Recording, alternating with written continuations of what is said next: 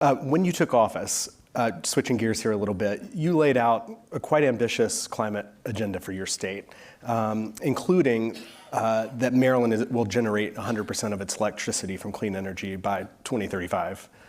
Governing, as I'm sure you've been very well aware, is just a set of competing priorities. Crises crop up that you don't plan for. Have things such as the bridge collapse and other things pulling you in different directions, does that impact your ability to get to where you think the state should go on climate action, and why or why not? No. This is a priority. Like, if you care about the long-term health of our state, this is not something that would be nice to do. Like, this is an existential crisis we're dealing with here. And and from a governance perspective, we've got to make sure that we can learn how to walk and chew gum at the same time. We've got to make sure that, yes, we will deal with the immediacy of a crisis like this.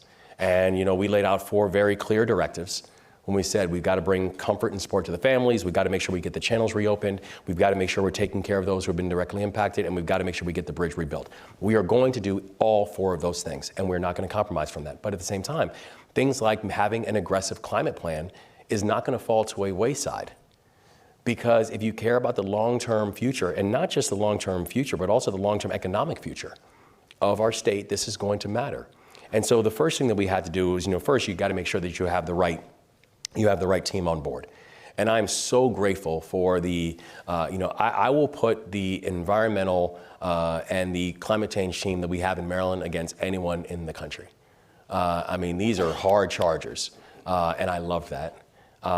But I also know that we have to make sure that we're putting the right legal and policy pieces in place, and also putting the right budgetary pieces in place, and then setting out what are those benchmarks that we're looking for. So for example, when we first came on board, we talked about the importance of offshore wind, as an example, where in our first months, we said we actually came in and quadrupled the goal that we have for offshore wind. Maryland now has a goal of 8.5 gigawatts of offshore wind, which will be enough to power 3 million homes of Maryland homes alone in that, and turn us into a net exporter of clean energy and not just a net importer.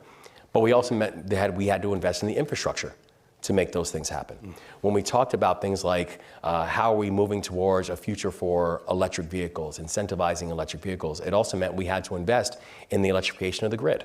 Because you cannot have, you can't provide incentives for these new vehicles to come on board, incentives to these car makers to have those things, but you don't have an infrastructure that's prepared for that kind and for that level of growth.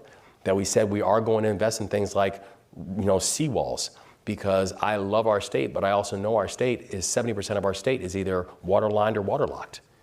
And so when you have rising sea levels, we have to do a better job of having a secure and a fortified infrastructure that's prepared for that. So things like rising seawalls, being able to focus on tree planting to address the issue of extreme heat and extreme heat islands. So we had a very aggressive all of the above approach when it came to the way we're addressing climate.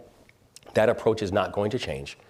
Being able to focus on environmental justice is not going to change. And we have to be able to deal with the crises of the day and still keep our North Star focused on, let's not forget what this moment requires, and let's not forget why we're in the seats in the first place.